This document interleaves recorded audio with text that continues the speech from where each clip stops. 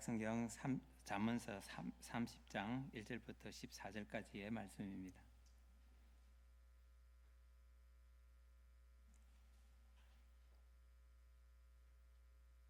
예, 30장 1절부터 14절까지의 말씀 한 줄씩 교독하시겠습니다. 이 말씀은 야게의 아들 아굴의 잠언이니 그가 이디엘 곧 이디엘과 우갈에게 이른 것이니라.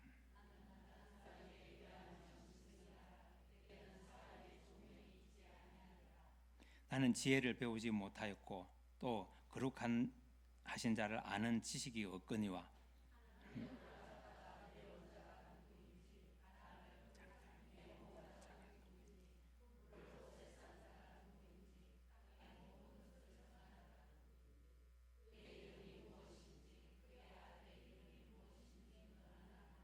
하나님의 말씀은 다 순전하며 하나님은 그의 의지하는 자의 방패이시니라.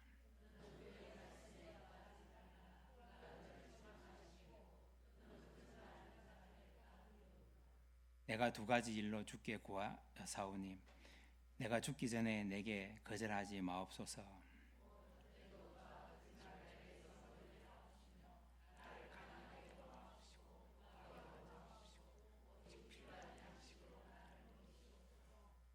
혹 내가 배불러서 하나님을 모른다 여호와가 누구냐 할까 하며 혹 내가 가난하여 도둑질하고 내 하나님의 이름을 욕되게 할까 두려워함이니이다.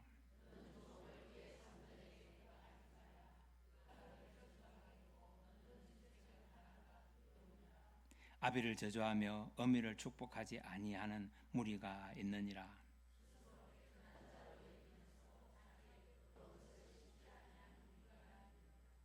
눈이 심히 높으며 눈꺼풀이 높이 들린 무리가 있느니라. 앞니는 장검 같고 어금니는 군도 같아서 가난한 자를 땅에서 삼키며 궁핍한 자를 사람 중에서 삼키는 무리가 있느니라. 아멘.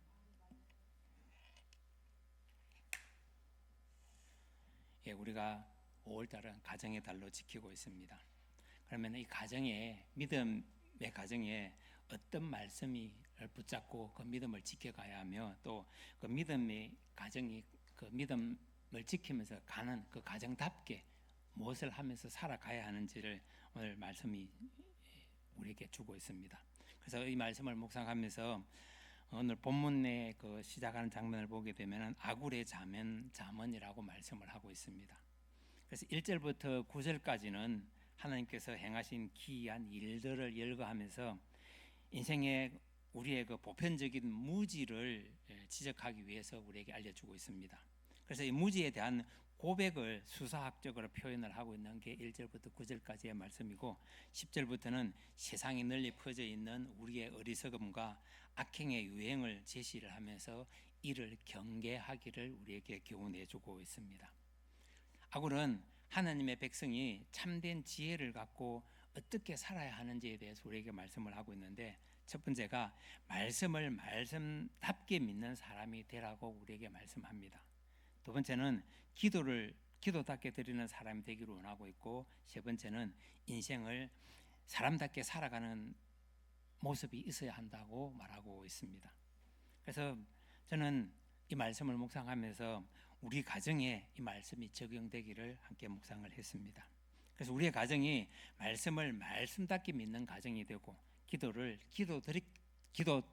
기도답게 드리는 가정이 되고 우리의 인생이 사람답게 사는 인생이 될 때 우리의 믿음의 길에는 하나님께서 베풀어 주시는 온전한 은혜가 임할 것입니다.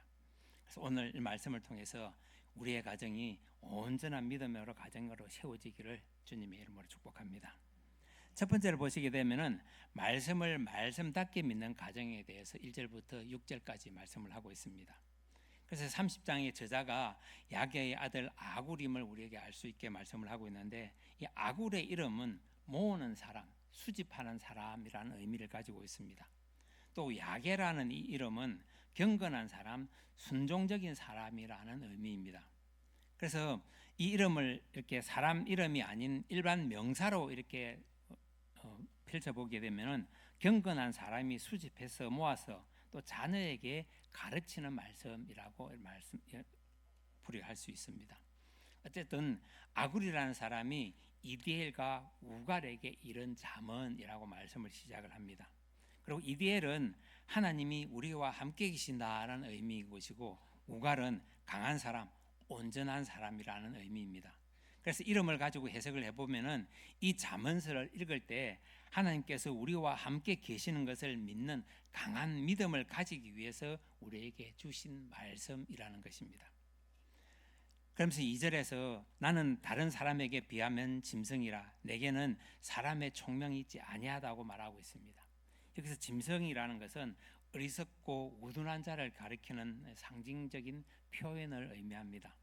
이는 하나님의 형상으로 지음받은 우리들의 모습 속에서 이성과 지성을 가진 인간과는 달리 이 짐승은 단지 본능에 따라서 움직일 뿐이라는 것을 근거해서 여기서 표현을 하고 있기 때문입니다.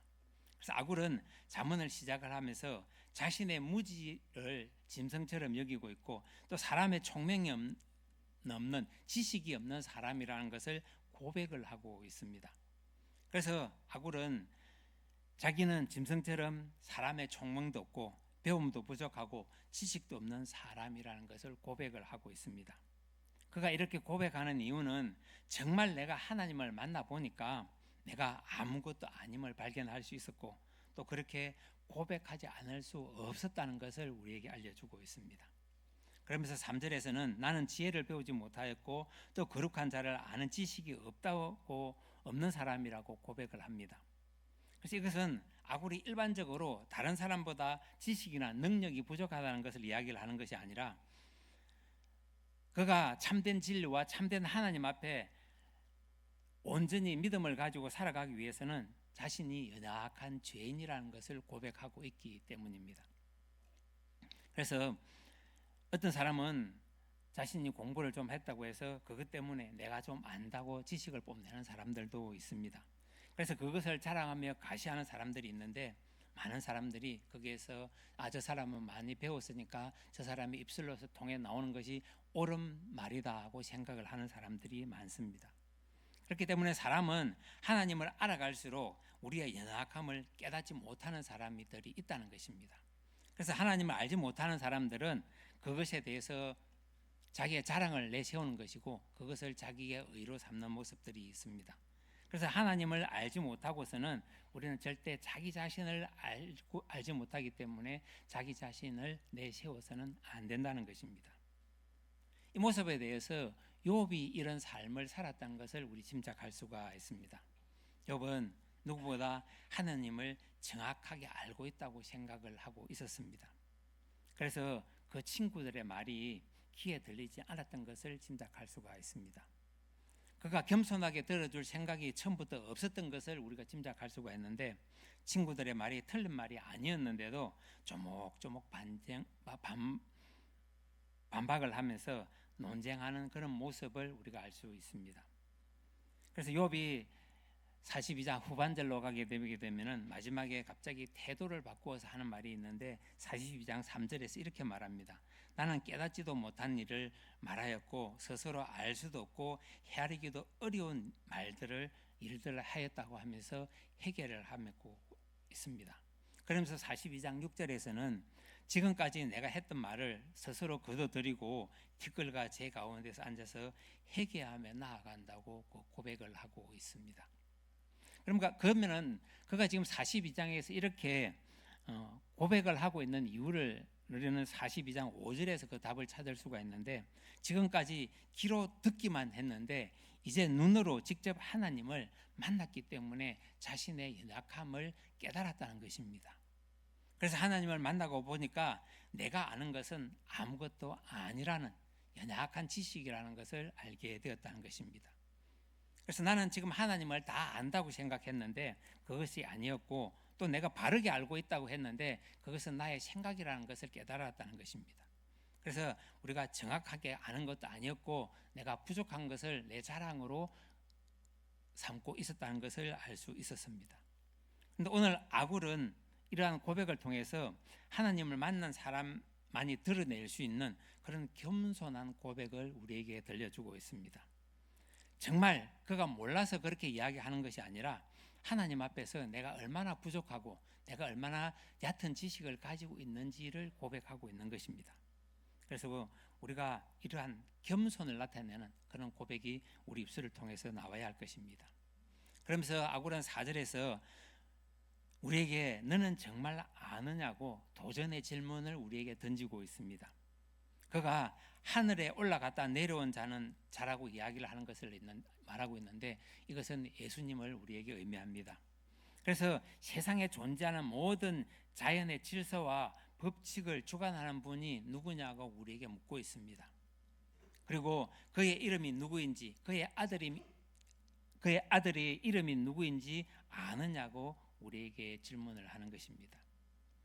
이것은 하나님께서 어떤 분이신지, 예수님이 어떤 분이신지 너는 정말 정확하게 알고 너가 이야기를 하고 있느냐고 우리에게 묻는 것입니다. 그래서 이런 질문을 던진 이유는 우리는 절대로 하나님을 올바르게 제대로 알 수 없는 그런 피조물로서 이 땅을 살아가고 있는 연약한 모습이 있기 때문입니다. 그래서 하나님을 다 안다고 말할 수 있는 사람은 이 세상에 한 사람도 없다는 것입니다. 오늘 말씀을 보게 되면 바람을 장중에 모으는 것, 물을 옷에 싸는 것, 땅의 모든 끝을 정하는 것, 이것은 하나님만 하실 수 있는 일이라는 것입니다. 사람인 우리는 할 수 없는 모습이라는 것을 알려주시면서 이 말씀은 정말 크고 놀라우신 하나님께서 작고 별것 아닌 우리의 생각에 하나님을 가두어서 하나님을 작게끔 생각하고 있는 우리의 모습을 지적하고 있습니다. 그렇기 때문에 하나님만 진짜 하나님인 것을 우리에게 나타내고 있다는 것입니다. 그래서 너는 아느냐? 나는 정말 아는 사람이 아니다라는 의미를 우리에게 부여하는 것입니다. 그렇기 때문에 하나님 앞에서 다 아는 척 하지 말라는 것입니다. 나는 하나님을 다 알 수 없는 그런 연약한 존재라는 것을 우리에게 말하고 있습니다. 그렇기 때문에 고린도전서 13장 9절 말씀을 보시게 되면 우리는 부분적으로 알고 부분적으로 믿을 수밖에 없는 그런 모습을 가지고 있습니다. 이것은 장님이 코끼리를 만지듯이 부분적으로 만지면서 이것이 코끼리구나를 단정 짓는다는 것입니다. 그래서 내가 손으로 만진 그 부분이 코끼리의 전부라는 것을 믿지 말라는 것입니다. 그래서 사람은 하나님을 알 수 없다는 말을 한 후에 이제 아굴은 하나님의 말씀에 대해서 우리에게 이야기를 하고 있습니다. 5절의 말씀을 보시게 되면 하나님의 말씀은 다 순전하며 하나님은 그를 의지하는 자의 방패시라고 말씀을 하고 있습니다. 성경에 나타난 하나님이 진짜 하나님이기 때문에 그 하나님을 우리는 올바르게 알아야 한다는 의미가 여기서 부여되는데 하나님의 말씀은 다 순전하기 때문이라고 말하고 있기 때문입니다. 그래서 이 말씀은 성경의 말씀을 다 믿고 그대로 받아야 한다는 것을 우리에게 알려주는 말씀인데 어떤 사람은 십자가의 고난의 말씀을 거부하는 사람들이 있습니다. 자기는 고난과 고통을 원하지 않는다는 것을 우리에게 의미하기도 하기 때문입니다.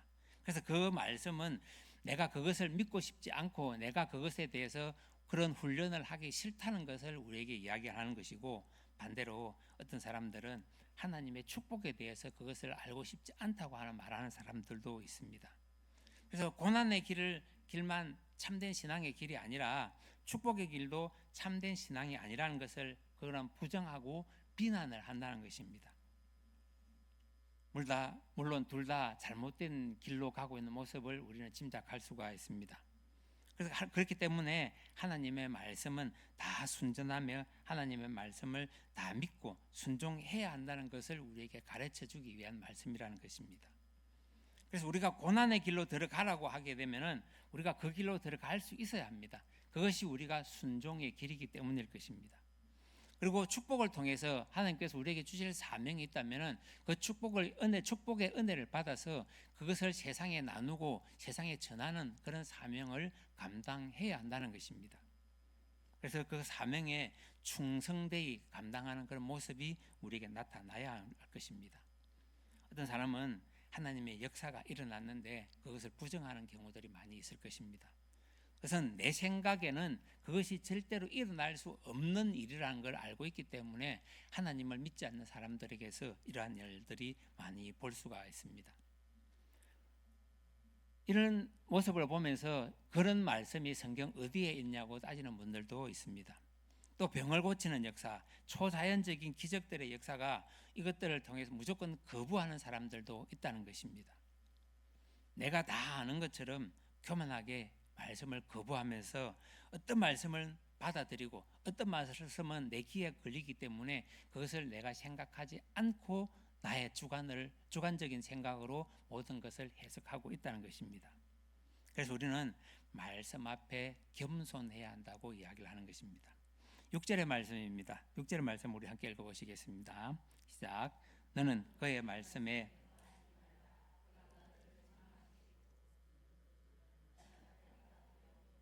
아멘. 이 말씀을 보게 되면은 좀 앞에 말씀드린 것보다 더 심각한 사람이 있다는 것을 우리에게 알려주고 있습니다. 그것은 그 말씀에 내가 하나님의 말씀 앞에 뭔가를 더 추가해서 나의 잘됨을 뽐내고자 한다는 것입니다. 그러면서 이것이 하나님의 말씀이 나에게 임했다고 자랑을 하는 사람들이 있습니다.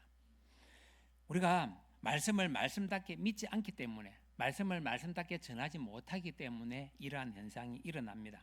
그래서 말씀에 없는 것을 만들어서 자기 자랑으로 일삼는 것을 볼 수 있는 것입니다. 그래서 이런 사람은 하나님께서 책망하는 사람인 것이고 사람 앞에서 거짓말하는 사람이라는 것입니다. 절대 우리는 말씀 앞에서 왜곡된 말씀을 더 부풀려서 이야기할 필요가 없다는 것입니다. 그 말씀을 그대로 받아서 우리가 아멘으로 순종하기만 하면은 하나님께서 모든 역사를 이끌어 가실 것입니다.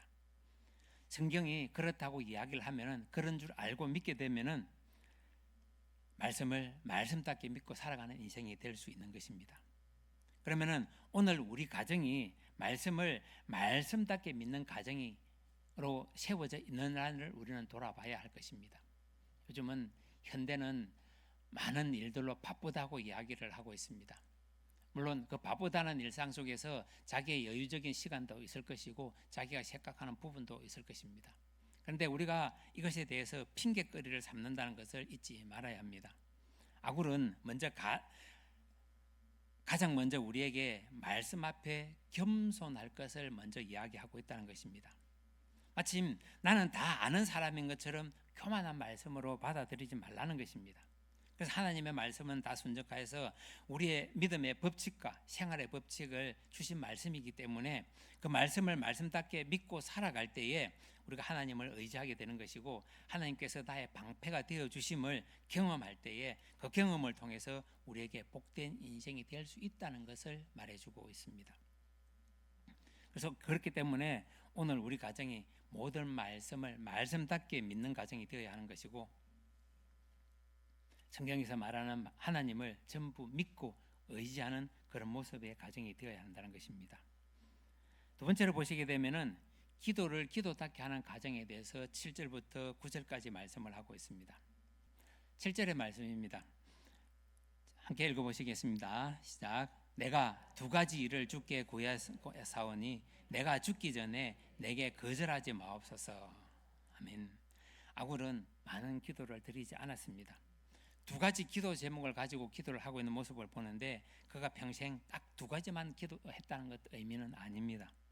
평생토록 가장 중요하게 여기는 두 가지를 하나님 앞에 항상 고백했다는 것입니다. 그래서 그가 집중해서 기도하는 제목이 무엇인지를 8절에서 이야기를 하고 있는 것을 알 수가 있습니다. 그래서 다윗은 시편 27편 4절에서 이렇게 말씀을 합니다. 함께 읽어보시겠습니다. 시작. 내가 여호와께서 바라는 한 가지 일, 그것을 구하리니 곧 내가 내 평생에 여호와의 집에 살면서 여호와의 아름다움을 바라보며 그의 성전에서 사모하는 그것이라. 아멘. 다윗이 이렇게 고백하는 것은 평생 동안 다윗은 성전을 떠나지 아니하고 하나님을 예배하며 살게 해달라고 지금 기도를 하고 있는 모습인 것입니다. 이 고라 자손은 성전 문지기가 되기를 기도했습니다. 솔로몬은 하나님 앞에 지혜를 달라고 기도를 했습니다. 또 엘리사는 갑절의 영감을 달라고 기도를 하는 모습이었습니다. 그리고 아기 예수님을 만난 시몬은 평생 동안 그가 메시아 오기를 집중해서 기도하는 삶을 살은 모습을 우리는 성경에서 말씀하고 있는 것을 알 수가 있습니다. 그러면은 하나님께서 나를 통해서 어떤 일을 행하시기를 원하는지를 우리가 알아야 할 것입니다. 그래서 그것을 아는 사람만이 평생 동안 포기하지 아니하고 믿음의 기도를 하나님 앞에 올려드릴 수 있기 때문일 것입니다. 이 땅에서 꼭 필요한 기도는 내가 죽기 전에 반드시 응답해달라고 우리 지금 기도를 하고 있습니다. 그것이 내 인생의 비전과 목표가 되어야 하기 때문입니다. 이렇게 집중해서 우리가 기도할 때에 평생 그 기도를 통해서 하나님을 경험하는 그런 믿음의 삶을 살 수 있기 때문일 것입니다. 그래서 아굴은 8절에서 두 가지 기도 제목에 대해서 이야기를 하고 있습니다. 첫 번째 기도 제목은 헛된 것과 거짓말을 내게서 멀리하게 해달라고 간절하게 기도를 하는 모습입니다. 두 번째 기도 제목은 나를 가난하게도 마옵시고 부하게도 마옵시고 오직 필요한 양식으로 나를 먹이게 달라고 간절한 기도를 하고 있습니다. 이 첫 번째 기도는 영적 기도인 것이고 두 번째 기도는 일상에 필요한 우리의 기도라는 것을 알 수 있습니다. 아굴의 기도는 영적 기도와 실질적으로 내게 필요한 기도가 균형 잡힌 기도라는 것을 짐작하는 것입니다. 첫 번째는 하나님 앞에서 참된 경건을 지키면서 살아가기를 간절히 원하는 기도를 하였다는 것이고, 또 두 번째는 세상을 살아갈 때 꼭 필요한 현실적이고 또 나에게 필요한 모든 부족한 것들을 채우게 달라는 기도를 하고 있습니다. 아굴은 먼저 하나님께서 인정하시는 그런 경건한 사람이 되기를 원하는 것을 볼 수가 있습니다. 그리고 세상에서 하나님께서 기뻐하시는 그 믿음의 삶을 살 수 있도록 인도해 달라고 기도를 하고 있는 것입니다. 이렇게 아굴은 헛된 것과 거짓말을 내게서 멀리 하게 해달라는 첫 번째 기도를 통해서 헛된 것과 거짓말이 내 근처에 오지 못하도록 나를 지켜달라는 기도를 하나님 앞에 드리는 것입니다. 이런 기도는 내가 여기에 영향을 받을 수 있기 때문인 것인데, 그래서 내가 이 영향으로 인해서 내가 지치고 무너질까를 염려하고 있기 때문입니다. 우리가 주기도문에서 보게 되면은 우리를 시험에 들게 하지 마옵시고 다만 악에서 구하게 달라는 기도를 우리는 예배를 통해서 많이 하고 있습니다. 이것은 내가 헛된 것에 빠져서 살지 않게 하여 주시고 거짓말에 넘어지지 않은 삶을 살기 위해서는 오직 내 힘으로 이것을 이겨낼 수 없기 때문에 하나님께 기도하면서 이것을 내가 이길 수 있는 지혜를 달라고 하나님 앞에 기도를 하는 것입니다. 두 번째는 기도를 보게 되면은 필요한 양식을 기도를 하고 있는데, 우리가 주기도문에서 보게 되면은 일용한 양식을 바라는 기도와 같다는 것입니다. 이것은 우리가 과도한 욕심을 가지고서 지나친 성공을 위해서 내가 기도하지 말라는 의미가 함께 포함이 됩니다. 꼭 내게 필요한 적절한 은혜를 달라고 하나님 앞에 기도를 하는 것입니다. 이렇게 기도하는 이유를 아굴은 9절에서 이렇게 이야기를 합니다. 함께 읽어보시겠습니다. 시작. 혹 내가 배불러서 하나님을 모른다 여호와가 누구냐 할까 하오며, 혹 내가 가난하여 도둑질하고. 아멘. 만약 그가 배부른 부자의 삶을 살게 되면은 내가 하나님을 모른다 할 수 있다는 것입니다. 또 내가 너무 가난하게 되면은 도둑질해서 하나님 앞에 죄를 지을 수 있다는 것입니다. 그래서 하나님의 이름을 욕되게 할 수 있기 때문에 그러한 삶을 살지 않도록 하나님께서 적절한 은혜를 베풀어 달라고 이야기를 하고 있습니다. 그래서 헛된 욕심대로 구하지 아니하고 필요한 만큼만 채워 달라고 지금 아굴은 기도를 하고 있습니다. 오늘 살아가는 우리가 기도를 할 때 대충 어떤 기도를 하고 있습니까? 하나님, 이 부분이 필요하니까 이 부분을 채워 달라고 보통 우리가 하나님 앞에 기도를 합니다. 그리고 급하거나 또 그것이 꼭 필요할 때 보면은 우리가 하나님 앞에 때를 선다고 이야기하죠. 하나님 앞에 강청 기도를 합니다. 간절히 원하면서 이것이 기도가 꼭 이루게 해달라고 기도를 하고 있습니다. 그래서 성공의 자리가 우리가 얼마나 위험한 자리인가 또한 우리는 알아야 한다는 것입니다. 내가 이것을 이겨낼 지혜와 믿음이 없다면 성공을 하게 되면 나는 방자해지고 교만해집니다. 남을 멸시하고 남을 깔보는 모습이 나에게 생긴다는 것입니다. 그런 사람이 되지 않기를 바라는 기도를 하고 있습니다. 그래서 다윗은 위대한 종으로 부르심을 받았지만 놀라운 일을 감당하며 인생을 살아가는 모습을 볼 수 있었습니다. 시편 131편 1절의 말씀입니다. 함께 읽어보시겠습니다. 시작.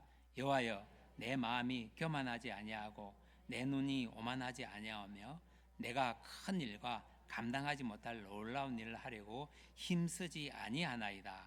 아멘. 다윗의 이 기도를 통해서 보게 되면은 자기는 하나님 앞에 가한 요구를 하지 않는 모습을 볼 수 있습니다. 그래서 큰 일과 감당하지 못할 놀라운 일을 하려고 내가 힘쓰지 않겠다는 것입니다. 하나님의 백성으로서 하나님 앞에 온전한 믿음의 길을 갈 수 있도록 자기를 지켜달라고 기도를 하고 있습니다. 이렇게 하나님 앞에 나의 연약함을 내어놓고 고백을 하게 되면은 하나님께서 채워주시는 것이 있습니다. 그 채워주시는 은혜로 우리가 만족을 하게 되면은 우리는 믿음의 길에서 더 구할 것이 없다는 것입니다. 오직 하나님의 은혜로 우리의 인생의 길을 걸어가기 때문에 그 인생길에서 하나님께서 만남의 축복을 주실 것이고 물질의 축복을 주실 것이고 사람과 사람과에 대해서 은혜에 대한 축복을 주실 것입니다. 또 이러한 모습 속에서 내가 날마다 감사하며 행복하게 살아가는 것에 만족하는 우리의 모습이 있어야 한다는 것입니다. 이것이 믿음의 백성으로서 참된 길을 걸어가는 우리의 모습이어야 하기 때문입니다. 이것은 나의 연약함을 너무 잘 알고 있기 때문에 고백하는 기도일 수 있는 것이고 또 내가 그러한 인생을 욕심을 내면서 살지 않도록 하나님 앞에 기도하고 있는 우리의 모습이 되어야 하는 것입니다. 아굴처럼 우리의 한계를 하나님 앞에 고백을 하면서 우리의 가정이 기도답게 드리는 가정이 되기를 주님의 이름으로 축복합니다. 세 번째 보게 되면은 인생을 사람답게 사는 가정이 되어달라고 10절에부터 고백을 하고 있습니다. 그래서 아굴이 세 번째로 강조하고 있는 것은 사람이 사람답게 사는 삶에 대해서 이야기를 하고 있습니다. 10절의 말씀입니다. 함께 읽어보시겠습니다. 시작. 너는 종을 그의 상전에게 비방하지 말라. 그가 너를 저주하겠고 너는 재책을 당할까 두려우니라. 아멘. 하나님의 백성은 하나님의 백성답게 살기를 원하고 있는 말씀입니다. 그래서 먼저 너는 종을 그 상전에 비방하지 말라고 이야기를 하고 있는데 당시의 종은 아무런 힘이 없었습니다. 주인이 시키면 시키는 대로 해야 하고 사회적으로 약자의 위치에 있었다는 것입니다. 이런 약자를 배려하지 아니하고 성전 앞에서 종을 비방하게 되게 되면은 불필요한 희생과 손해가 생길 수밖에 없었습니다. 또 그가 너를 저주하겠고 너는 재책을 당할까 두려워한다는 이 말씀은 힘없는 그 사람이 하나님의 이름으로 저주를 하게 되면은 하나님께서 반드시 그 죄값을 물으신다는 것을 우리에게 교훈해 주기 때문입니다. 그래서 내가 좀 힘이 좀 있다고 남을 업신여기면서 괴롭히는 삶을 살면 안 된다는 것입니다. 그래서 이것은 하나님께서 지금 우리의 삶을 다 지켜보고 계시고 우리를 감찰하고 계시기 때문에 그런 인생을 살지 말라는 것입니다.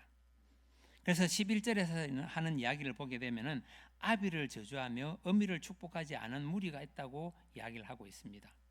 즉 이 말씀 속에서 아비도 없고 어미도 없는 그런 못된 인간이 있다는 것을 우리에게 알려주는 말씀입니다. 노골적으로 저주를 하고 있다는 것입니다. 그래서 자식의 삶을 통해서 내가 은혜를 받아야 되고 기쁨이 느껴야 되는데 자식 때문에 내가 자식을 원망하는 그런 인생을 살지 말라는 것입니다.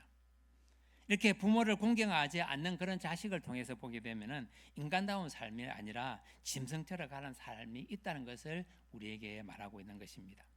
그러면서 10절 이후에서 14절까지는 보게 되면은 뭐뭐 하는 무리가 있다고 항상 끝맺음을 하고 있습니다. 이것이 매절마다 반복이 되고 있는데 이렇게 살아가는 사람이 많다는 것은 그 세상이 그만큼 악하다는 것이고 너희들이 이렇게 살면 안 된다는 것을 우리에게 말씀해 주고 있습니다. 12절의 말씀입니다. 12절의 말씀을 함께 읽어보시겠습니다. 시작. 스스로 깨끗한 자로 여기면서도 아멘. 이러한 사람은 자기가 정말 깨끗한 사람이라고 생각을 하고 있지만 남들이 그 사람을 들여다보게 되면 부족한 인생, 더러운 부분이 있다는 것을 우리가 아셔야 할 것입니다. 자기의 더러운 것은 씻지 않는 사람이 있는 것을 짐작한다는 것은 그것을 스스로 깨닫지 못하고 있다는 것입니다.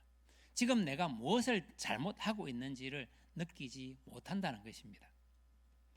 이 말은 내가 지금 거룩한 인생을 살고 있다고 자만은 하고 있지만 내 인생은 더러운 인생이 되어 있다는 것을 우리가 아셔야 한다는 것입니다. 그래서 이것은 남의 죄를 비난을 하면서 자기는 그보다 더 더러운 삶에 빠져 있는데 그것을 깨닫지 못하고 남을 비방하고 있는 그런 삶의 모습이었습니다. 세상 사람들은 우리가 기독교인들의 말을 잘 듣지 않으려고 합니다. 그래서 세상 사람들이 기독교를 향해서 손가락질을 하는 경우들이 많이 있는 것을 볼 수가 있는데, 그들은 이 진리의 말씀을 통해서 그들에게 말씀이 닿기를 원하지 않기 때문입니다. 그들은 자기의 만족감에 살고 있습니다. 그들은 자기 인생이 잘 사는 줄 알고 있습니다. 그들은 자기 인생이 즐거운 줄 알고 있습니다. 그런데 그들의 인생이 지옥을 향해서 달려가고 있다는 것은 깨우치 못한다는 것입니다. 오늘 내가 숨을 거두면은 당신은 어디를 가고 싶습니까? 묻는다면은 모든 사람들 아마 천국을 가기를 소망할 것입니다. 그런데 천국으로 가기 위해서는 거기에 합당한 모범이 있어야 한다는 것입니다. 물론 비기독교인들도 보게 되면은 믿음으로 진리를 내세우면서 올바르게 사는 사람들도 많이 있습니다. 또 부유하게 사는 사람들도 있습니다. 그러나 그 부유와 진리가 과연 우리가 말하고 있는 부유와 진리인지를 깨달아야 한다는 것입니다. 우리는 하나님 앞에 진리라는 것은 말씀이 우리를 이끌어 가기를 원하는 것이고, 하나님께서 베풀어 주실 때 그 은혜가 우리에게 물질이 차고 넘침에 대해서 감사하는 부분이 우리에게 있는 것입니다. 그런데 그들은 감사함이 아니라 자기 만족으로 인생을 살아가는 모습이라는 것입니다. 더 많은 것을 소유하기 위해서 남을 짓밟아야 하고, 더 많은 것을 가지기 위해서 남을 비방해야 하는 그런 인생을 살면서도 자기는 자기 인생을 잘 살고 있다고 착각을 하는 모습인 것입니다. 그래서 그가 지옥으로 달려가고 있는데도 지옥길로 가고 있는 것을 알지 못하는 것입니다. 세상 사람들이 이렇게 우리를 보면서 판단을 하고 있지만, 우리는 거룩한 말씀이 있기 때문에 그 말씀이 등불이 되는 것을 알아야 할 것입니다. 그래서 절대로 우리가 거룩한 사람이라고 내가 자만을 하는 것이 아니라 거룩한 사람답게 진리의 말씀이 우리를 이끌어 가고 있다는 확신을 가지게 되면 그 말씀 앞에 순종을 하는 것입니다. 그래서 하나님의 백성은 말도 거룩해야 하고 우리의 삶 또한 거룩한 모습이 있어야만 믿지 않는 비신앙인들이 우리를 보면서 그것을 참된 진리라고 믿는 것입니다. 13절의 말씀입니다. 13절의 말씀을 함께 읽어보시겠습니다. 시작. 눈이 심히 높으며 눈꺼풀이 높이 들린 무리가 있느니라. 아멘. 이것은 교만한 상태에 빠져서 자신이 어떤 사람인가를 짐작 못하고 있는 모습입니다. 자기는 아주 고상한 사람으로 살고 있다고 생각을 하고 있는데 남들은 아주 천박한 수준으로 그 사람을 바라본다는 것입니다. 세상 사람들은 다 그런 식으로 살아가고 있는데 믿음의 백성은 그렇게 살지 말할 것을 우리에게 요구하고 있습니다. 정말 믿음의 사람들은 다르구나라는 인식을 가져야 하는데 많은 성공을 거둔 사람들의 모습을 보게 되면 그들은 섬김의 자리로 내려와야 한다는 것입니다. 섬김을 받기 위해서 그 자리에 있는 것이 아니라 남을 섬기기 위해서 자신의 것을 나눌 줄 아는 그런 사람이 아름다운 인생이라는 것을 우리에게 말씀하고 있습니다. 14절의 말씀입니다. 14절의 말씀 함께 읽어보시겠습니다. 시작. 앞니는 장금 같고 어금니는 군도 같아서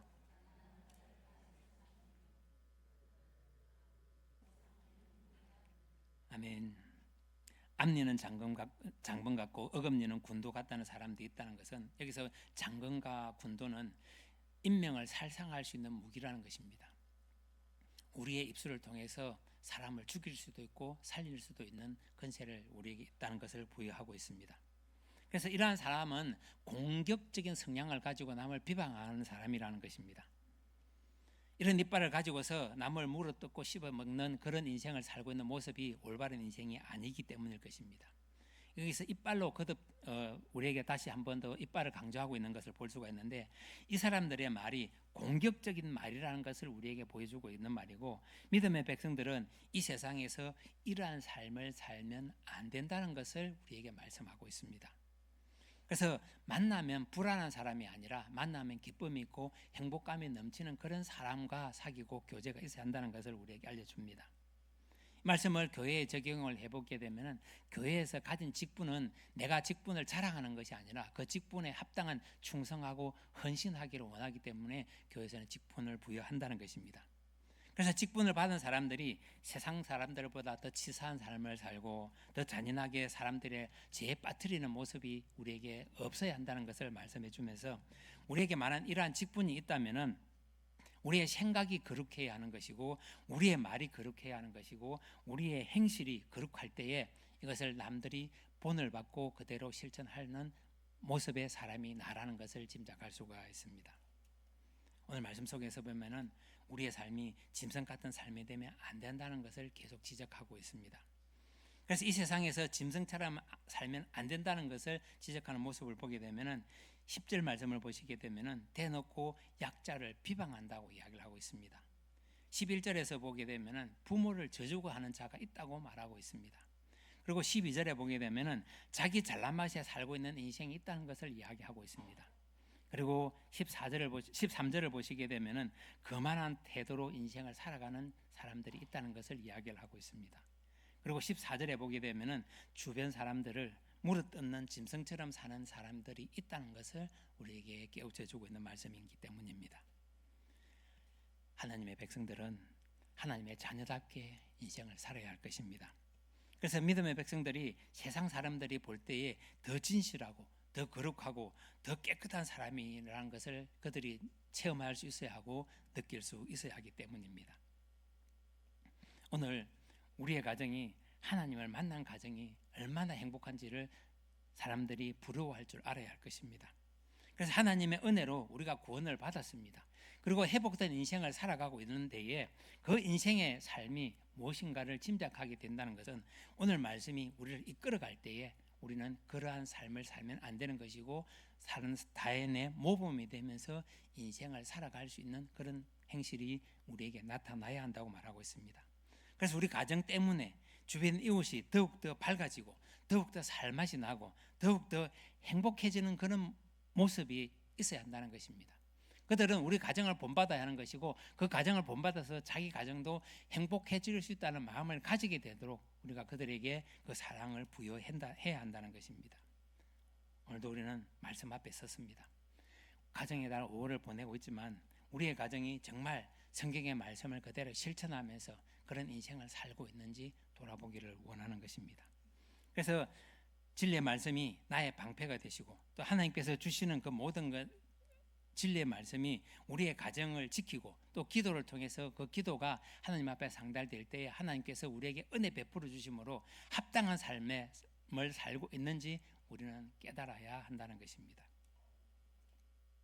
오늘 우리의 모든 삶이 하나님께서 인정하시는 믿음의 가정이 되고, 또 하나님께서 주시는 축복 가운데서 아름답게 쓰임받는 우리 가정이 되시기를 주님의 이름으로 축원합니다.